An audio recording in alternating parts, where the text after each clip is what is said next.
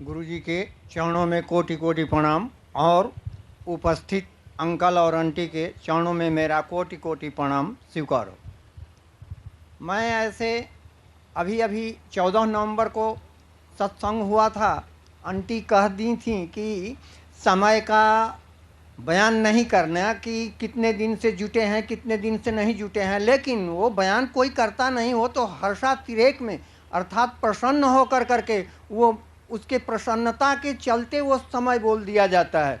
तो मैं विशेष समय से नहीं बाबा के सानिध्य में आया, लेकिन जब से मैं आया मुझको अपार प्रसन्नता मिली।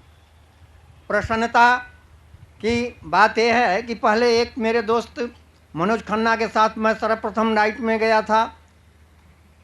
इसके बाद वो दुबई चले गए, फिर मैं जाना नहीं पसंद किया, नहीं जा पाया। उसी टाइम में सितंबर महीना गत वर्ष में हमारी वाइफ का थोड़ा तबीयत ख़राब हो गया। घर से फ़ोन आया, मैं बोला कि भाई मैं तो अभी आने में लेट कर जाऊंगा, तुम लोग उनको ला करके यूनिवर्सिटी BHU में भर्ती करा दो। बड़ा लड़का मेरा थोड़ा सोशल है, वो गया और लेकर करके आकर के भर्ती करा दिया BHU में। मैं दूसरे दिन शिव गंगा एक्सप्रेस नई दिल्ली से 14 नंबर प्लेटफार्म से छूटती है, 6:30 बजे का टाइमिंग है उसका। मैं वहाँ किसी तरह से पहुँच गया, थोड़ा घबराया था, अर्थाभाव भी था मेरे पास। लेकिन मैं जब वहाँ गया तो प्लेटफार्म पर एक अंकल आए और अचानक मेरे को उन्होंने ये लॉकेट दे दिया। वहाँ बहुत सारे आदमी थे, मैं बोला भाई मेरे को ही क्यों आप अंकल दिए। मैं कहा नहीं, लेकिन ले करके जेब में रख करके माथा तो टेका, लेकिन थोड़ी मुझको शंका होने लगी कि आखिर मेरे को ही क्यों ये अंकल दिए लॉकेट, अन्य लोग भी हैं उन लोगों को दिए होते। फिर मैं ले लिया, ट्रेन में बैठ गया। रिजर्वेशन तो नहीं था, लेकिन चालू टिकट लिया था, टीटी को कुछ पैसा देने का इरादा कर करके उसमें चला गया। एक भाई हमको बैठा लिए और बोले कि आइए आएगा टिकटी तो देखा जाएगा, कोई बात नहीं। मैं चला गया रिजर्वेशन कंपार्टमेंट में, उसमें बैठ गया। बैठने के बाद में टीटी आया ही नहीं। और मैं जब बनारस कैंट स्टेशन उतरा तो मेरे दिमाग में ये गूंज गया कि आखिर ये लॉकेट है क्या। मैं अब रूम पर, बड़ी लड़की हमारी वहीं रहती है, मैं वहाँ न जा करके मैं सीधे दशाश्वमेध घाट पर गया है और वहाँ जा करके स्नान किया और उस पंडा से धूप अगरबत्ती लेकर के दिखा करके और जंतर कूद करके तुरंत पहन लिया। पहन करके मैं आ गया, रिक्शा किया, आया लड़की के रूम पर। वहाँ आया तो ये पता चला कि वो BHU में, हमारा लड़का थोड़ा सोशल है, डॉक्टरों से भी पहचान है, कुछ स्टूडेंट लाइफ में विद्यार्थियों से भी परिचय है। तो वो डॉक्टर दवा दिए और बोले कि 2 दिन रुको, लेकिन औरत बोली कि नहीं मैं रुकूंगी नहीं, मैं तो चलूँगी। अब लड़का बहुत समझाया लेकिन वो मानी ही नहीं। बोला लड़का कि पिताजी आ गए हैं, वो भड़क जाएंगे, क्रोधी आदमी हैं, ज़रा समझ जा। बोली कि कुछ नहीं, वो भड़केंगे मैं चलूँगी। वो ठीक हो गई, वो चल दी। आने के बाद में बोला भाई आखिर हुआ क्या था। रिपोर्ट में कुछ नहीं। आराम से मैं 2-4-5 दिन बनारस रहा। फिर थोड़ा, मैं बिहार का रहने वाला हूँ, घर में गया, वहाँ 2-4 दिन रहा। 10 दिन में ही अप डाउन कर दिया। जब मैं यहाँ आया तो व्यापार केंद्र में आर्किटेक्ट के एक ऑफिस है, उसमें एक हमारे दोस्त हैं विनोद कारखी, वो लॉकेट मेरे गले में देखे तो बोले कि ये लॉकेट आपको किसने दिया, कहाँ से मिला। मैं बोला मुझको तो नई दिल्ली स्टेशन पर मिला। तो आपको मालूम है क्या है। हमें तो कुछ मालूम नहीं है। ये कौन है बाबा, तो मैं ले चलूँगा। हमें ठीक ले गए। जब वहाँ मैं जाने लगा तो हमारे पास 2 लड़की और 2 लड़के हैं। लड़की शादीशुदा अपने घर में है, छोटी लड़की का हस्बैंड थोड़ा काफ़ी डिंकर है, उससे मैं बड़ा व्यथित रहता था। मैं जाकर के माथा टेकता था और यही कहता था बाबा किसी तरह से उसका रक्षा करो।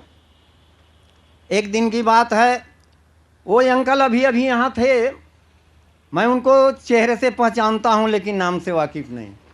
उनसे मैं बोला कि ये व्यथा है। बोले कि घबराओ मत, उस लड़के के ऊपर किसी तरह का प्रेस मत दो, अपने आप बाबा छुड़ा देंगे। समय की बात है, इधर नवंबर में गत वर्ष भी प्रोग्राम हुआ था बाबा का, उसमें मैं आया तो 10 वर्ष पूर्व परिचित हमारे ओबराई साहब एक हैं, 10 वर्ष पूर्व परिचित हैं। तो लंगर लेकर के जो ही मैं निकला तो करखी साहब और सेठी साहब साथ में थे। जब ओबराई साहब देखे तो अखबार भर लिए, तो सेठी साहब पूछे आप जानते हैं? तो वो बोले कि ये तो 10 वर्ष पूर्व परिचित हमारे हैं। फिर अब मैं जाने लगा। दैव संयोग से 2 महीने के बाद लड़की का फ़ोन आया कि पिताजी किसी ने सलाह दिया है कि पटना में कोई डॉक्टर है और उसका दवा खाने पर ये शराब पीना छोड़ देगा। काफ़ी ड्रिंकर था, काफ़ी ड्रिंकर। ऐसा करना कि दवा मंगा लेना बड़े बेटा से, वो बड़ा बेटा पटना चला जाएगा, ला करके दे देगा। पैसे का भी मेरे पास अभाव था, कोई खास नहीं, ऐसे थोड़ा मोड़ा पंडिताई करके के अपना जीव को उपार्जन कर लेता हूँ। तो दैव संयोग से दूसरे दिन एक पंडित जी का फ़ोन आया कि पंडित जी मेरे यहाँ महामृत्युंजय का जाप करना है और 5 पंडित का ज़रूरत है, 5 दिन लगेगा, 2700 रुपया आपको मिल जाएगा। हमें ठीक है, मैं आ जाऊँगा। मैं चला गया, 5 दिन उनके यहाँ जाप किया, 2700 रुपया दे दिए दक्षिणा। 100 रुपये भरन दिए थे, 2800 हो गया। लड़की को मैं खुशखबरी सुना दिया कि मैं पैसा तेरे लिए भेज दिया, मिल गया है पैसा। लड़का गया पटना से, अब वो दवा लाने लगा महीना और उसको देने लगा। बाबा की कृपा ऐसी हुई कि वो एकदम 5% भी नहीं रहा उसका। अब वो पीना ही बंद कर दिया। बोलेरो गाड़ी है, बजाज टेम्पू रखा है, अच्छा गृहस्थ है, एक ही है, बाप डॉक्टर है, झोला छाप घर में ही, लेकिन अच्छा कमाई कर लेता है। दैव संयोग से अब हमको प्रसन्नता बढ़ी। अभी मेरा लड़का एक बीए कर लिया और एक लड़का हमारा छोटा वाला बीकॉम कर लिया। बोला पिताजी हमको एमबीए करना है। मैं बोला बेटा मेरे पास अब अर्थाभाव है, मैं एमबीए नहीं करा सकता। बाबा गुरुजी आपको एमबीए करा देंगे। तो कौन गुरुजी? हमें जलंधर वाले बाबा हैं, वो आपका करा देंगे।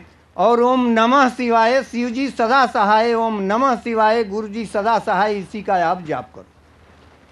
अभी एक लड़का अभी 10 दिन हुआ था मेरे पास आया, मेरे साला का लड़का है, इंजीनियरिंग करा है अलवर से, यहीं राजस्थान में है।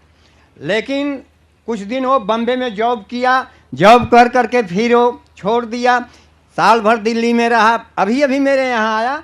एक हमको ओबराई साहब के यहाँ से एक कार्ड लेता हूँ, उनके यहाँ है, और लॉकेट भी लिया हूँ ओबराई साहब से। उस लड़के को एक कार्ड और लॉकेट दिया। अभी उसका कल फ़ोन आया था कि मैं कॉल सेंटर में 17,000 रुपये पर मेरा जॉब लग गया। तो मैं ये कहता हूँ कि ज़रूर कोई अपने खुशी से नहीं, खुशी से कि अगर बाबा के चरणों में आ गया तो ज़रूर उसका भला होगा, ये मेरे को 100% विश्वास हो गया। अभी मैं 24 अक्टूबर को बनर्जी अंकल के यहाँ हर सत्संग अटेंड करता हूँ गुड़गांव में। वो बोले कि मैं बहुत लालची हूँ। हमें अरे मैं ब्राह्मण हूँ, मुझसे भी लालची हो गए, मैं तो और लालची हूँ। तो मैं बाबा से बोला कि बाबा मेरे को कोई परमानेंट पाठ मिल जाता सुंदरकांड का।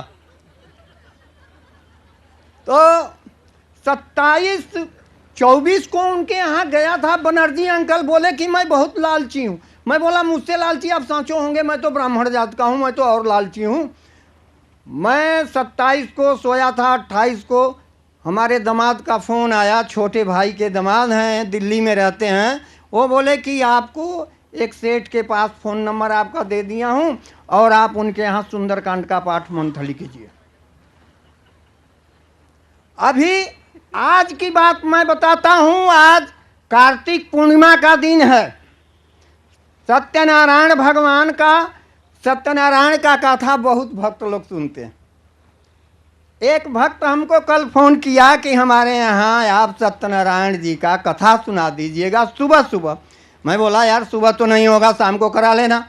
मैं ये नहीं बताया कि गुरु जी का सत्संग है, उसमें हमको जाना है और वो जो पाठ पकड़ा हूँ वो भी पाठ करना है। 1 घंटा उसमें भी लगता है, टाइम मेरा ज़्यादा वेस्ट हो जाएगा। क्या करूं? शंख पुस्तक सब कुछ ले करके उसके यहाँ जब चला तो गोल्ड शॉप के सामने उसका फोन आ गया कि पंडित जी शाम को कर देना, हमें जय हो। मैं वहीं से रिटर्न आ करके फिर मैं के ब्लॉक सहारा माल के पास 7/27 में गया और रोज डेली मैं 1 घंटा लगाता था। सुंदरकांड का पाठ, हनुमान चालीसा, हनुमानाष्टक और बजरंग बाण, इसके बाद आरती। लेकिन आज कैसे मैं किया, एक भगवान के पास मैं साक्षी कह करके कह रहा हूं कि मैं एक शब्द भी छोड़ा नहीं हूं, लेकिन 40 मिनट में ही पूरा कर दिया। इतना ही कह करके मैं बंद करता हूं, लेकिन एक मेरा अनुनय विनय आप लोगों से है।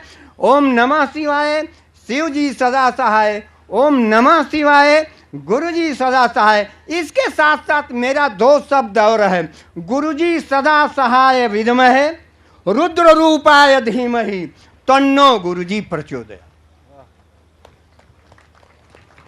गुरुजी सदा, ओम गुरुजी सदा सहाय विद्महे रुद्र रूपाय धीमहि तन्नो गुरु